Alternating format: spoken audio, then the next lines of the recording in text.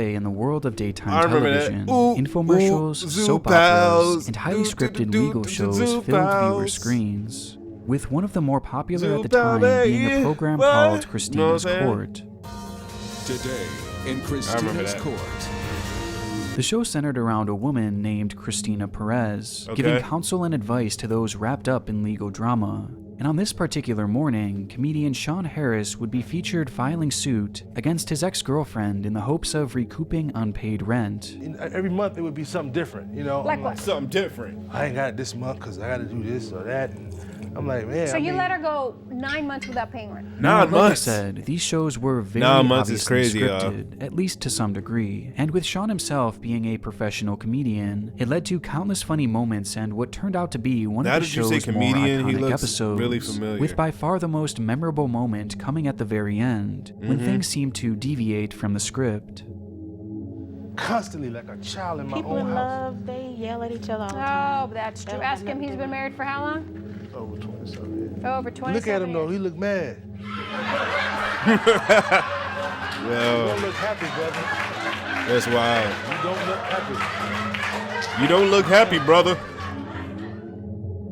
Here, we see the comedian take aim at Christina's bailiff, a man named Renard Spivey, who was an integral part of the show, being the judge's sidekick for years and years. Though it wasn't often that he found himself at the end of a joke like this, as Sean suggests that Renard looked unhappy when it was revealed that he had been married for over 27 years.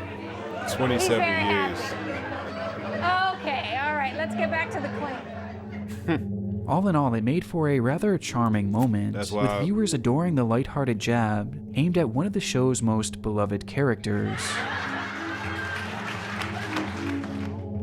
Though no one could have known at the time just how true that joke about his happy marriage would turn out to be. Developing tonight, a Harris County Sheriff's deputy facing serious charges. Oh, 63-year-old please don't tell me Bernard he Spivey did what he accused of did. killing his wife, 52-year-old Patricia Spivey, after an argument that turned deadly. KPRC Channel 2's Bill Barajas. On July 28, 2019, over a decade after the aforementioned program aired, Renard Spivey was confronted by his wife Patricia about what she believed to be steroid use or perhaps even infidelity. And in the midst of this heated argument, Spivey would draw his gun and shoot his wife once in the arm and then in the chest. What? Shortly after, police would find her lifeless body crumpled in their bedroom closet. Now, after years and years of taking part in this once famed legal show, Spivey can be found alone in his prison cell, where he'll likely remain for the next 14 years of his life, for murdering the woman that he was 14 so years happily ain't married enough. to. Turning 14 years ain't enough. 14 years ain't enough for that, bro. You gonna kill your wife, bro? Like, dang, I thought I had more. 14 years ain't enough, bro. once one of Christina's Court's most iconic moments, into one of the darkest examples of irony in all of television history. When you find a good woman, you gotta hang on for dear life, because then it's hard Nick to find Crowley. them. So my advice as a happy woman, married woman. Darkest moments in TV history. Alright, y'all. Before we get any further, I want to thank Scentbird for sponsoring this video and in turn making this dark content financially viable for myself. Scentbird is a... We gonna skip all that. Chapter 2. Tatsuchi Yanaga. The world of television is an interesting one. Despite the highly controlled and well-polished products that we're typically used to seeing on our screens, there have been a surprisingly high number of deeply disturbing moments Japanese that have names are happened hard, on though. air. I ain't even gonna And this lie. potentially new series aims to highlight some of the most disturbing. And what better way to start than with a relatively unknown case that has haunted me for years. Look like Japanese,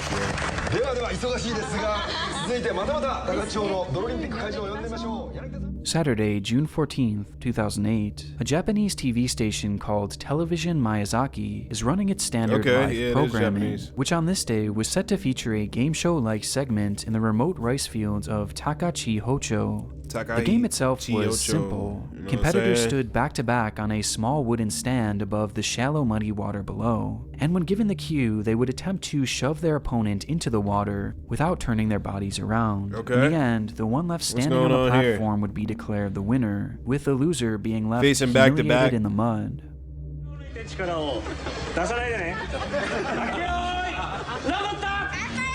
Oh, he pushing her.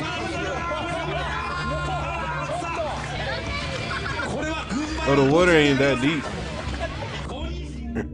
Round 1 goes off without a hitch, That's mud, resulting in the mud. losing contestant being water. covered head to toe in a thick brown sludge, with the whole atmosphere perfectly encapsulating the craziness and high energy charm that you would expect from a Japanese game show made at the time. And so far, everything was all in good Mud fun, all over her. with this excitement only escalating as the contestants convinced one of the show's hosts, a man named Tatsuchi Yanaga, to join in on the competition.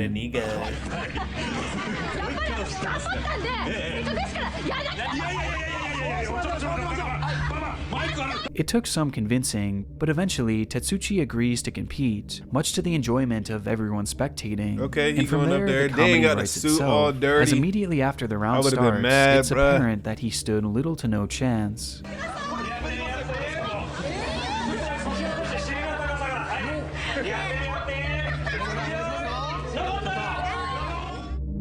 And upon instantly losing his balance, Tatsuki reacts in a split second and dives off the platform, landing headfirst into the muddy water below, which causes his body to fall limp. Oh.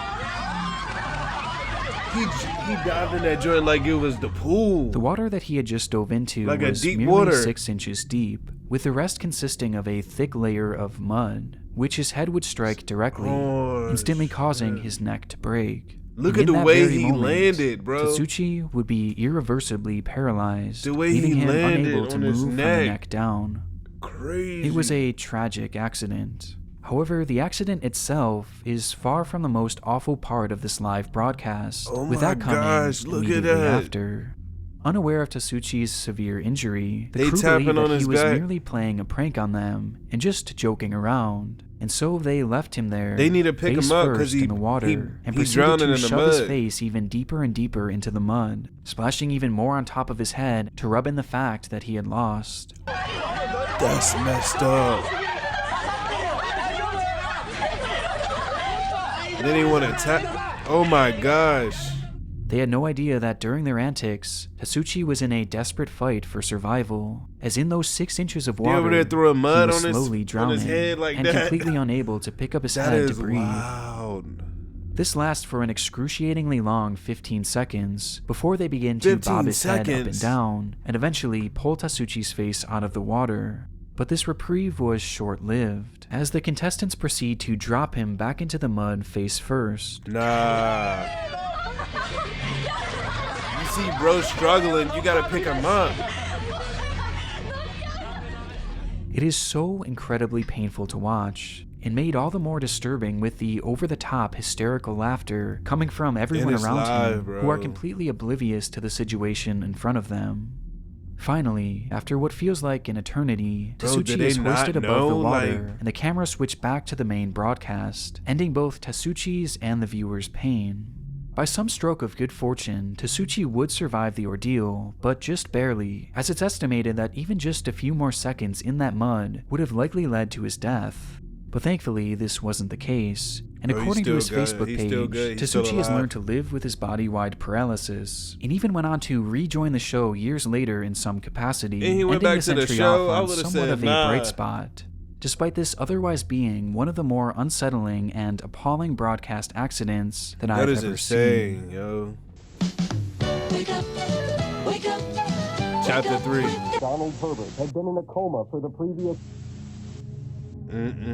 On the topic of broadcasts that have left an impression on my life, I would say none have had more of an emotional impact than a story run by 60 Minutes about a man named November Donald 25th, Herbert. 2007. The story starts back in 1995, just 4 days after Christmas, when a fire broke out in a home in Buffalo, New York. In an attempt to put out the blaze, 1995. firefighter Donald Herbert was standing on the roof of the building when suddenly it gave way. As a result, Herbert would fall into the attic where he would be trapped in the smoke, unable to breathe.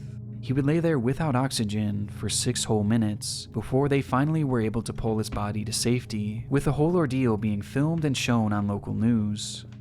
Somehow, Herbert managed to survive this accident, but being without air for that long caused him to lose most of his brain function, leading to him spending the following years in a minimally conscious state, unable to eat, unable to breathe, and seemingly unable to understand the world around him. Eventually, his condition led to him being placed in a nursing home, where a feeding tube was the only thing keeping him alive. For all intents and purposes, the man was gone. But then, something happened. On April 20th, 2005, a staggering 9.5 years after his accident, Donald Herbert woke up. Oh, he woke up. In the nursing home where he had spent most of the years unresponsive, he would suddenly turn to a nurse and ask for his wife, Linda, while displaying signs of being fully lucid, which prompted the staff to immediately call his family, who rushed to see him. And sure enough, despite Herbert being completely blind, he was not only fully responsive, but recognized almost all of his family members. The moments following were all captured by cameras and later shown on an episode of 60 Minutes, with the footage being some of the hardest hitting and emotional that I've personally ever seen.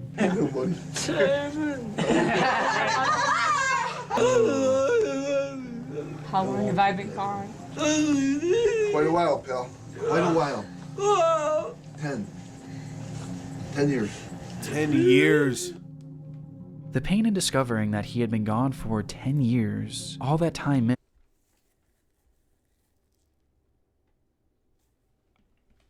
I cannot imagine that, bro. Imagine you falling asleep or something, you fell, hit your head, you know what I'm saying? Like something simple. You know what I'm saying? And like, you like happen to fall asleep. You wake up, you in a different place, you see your family there, and then you go, well, they go, it's been 10 years. What?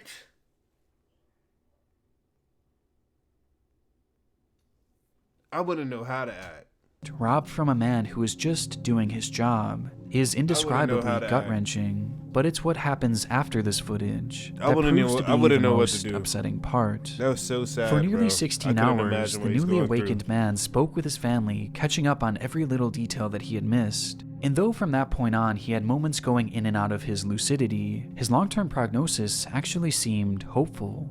Throughout the next few weeks, Donald was surrounded by family members at all times, not only to take advantage of every single second that Herbert was awake, but also for his own safety as well, as since his awakening, he would thrash violently in his sleep, as if he still believed he was trapped in that blaze. And so to ensure his safety, at least one family member would be stationed with the man while he slept. Though on one night, one of the family members on duty had grown too exhausted to stay any longer, and from the first time since he became lucid, Donald Herbert was left alone.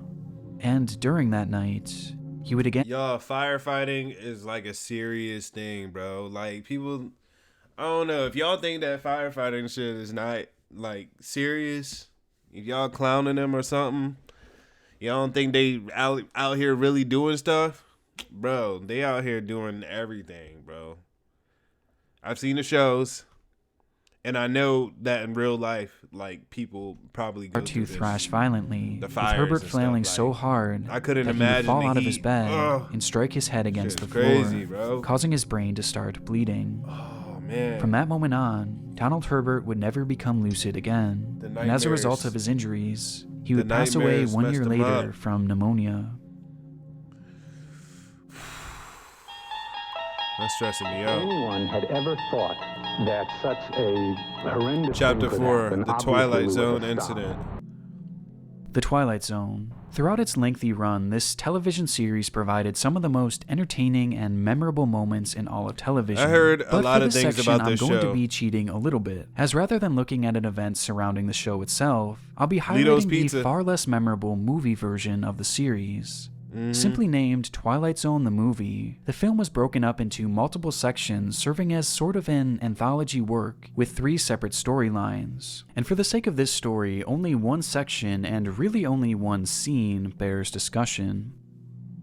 The scene was intended to simulate a battle in the Vietnam War, in which the protagonist, a character played by actor Vic Morrow, is attempting to outrun an attack helicopter and escape the area. Okay. The footage was intended to serve as the section's dramatic conclusion, with it being described as the following. In the scene that served as the original ending, Bill, the character portrayed by Morrow, stumbles into a deserted Vietnamese village, where he finds 2 young Vietnamese children left behind when a U.S. Army helicopter appears and begins shooting at them. Morrow was to take both children under his arm and escape out of the village as the hovering helicopter destroyed the village with multiple explosions.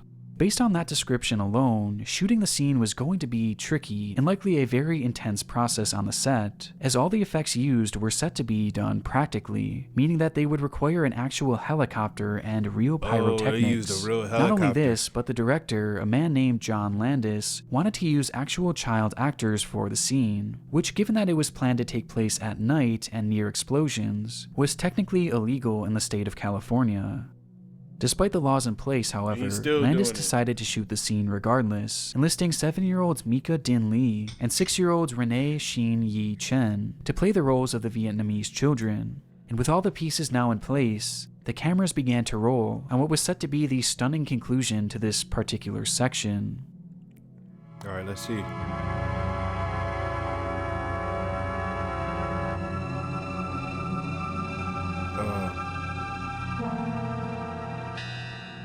As the scene starts, the spectacle of it all can't be understated, as the lighting, setting, and the pyrotechnics truly set a haunting tone. However, unbeknownst to the production team, there was a major problem developing. As stated prior, all the effects you see here are real, and during the scene there was an actual helicopter flying just above the actors, which by itself was already very dangerous, and made even more so due to the pyrotechnics. For the pilots, the explosions launched in the air created fireballs in the sky, making things much more difficult to navigate. But those on the ground were never made aware of this, and being pressed to make things look even more and more intense, the crew decided to double down on their explosions, launching 2 massive charges back to back. A decision that proved to be a costly one, as the second blast was so strong that it dislodged the helicopter's tail prop, causing the craft to spin uncontrollably, and within mere seconds, as the cameras roll on the 3 actors trudging their way through the water,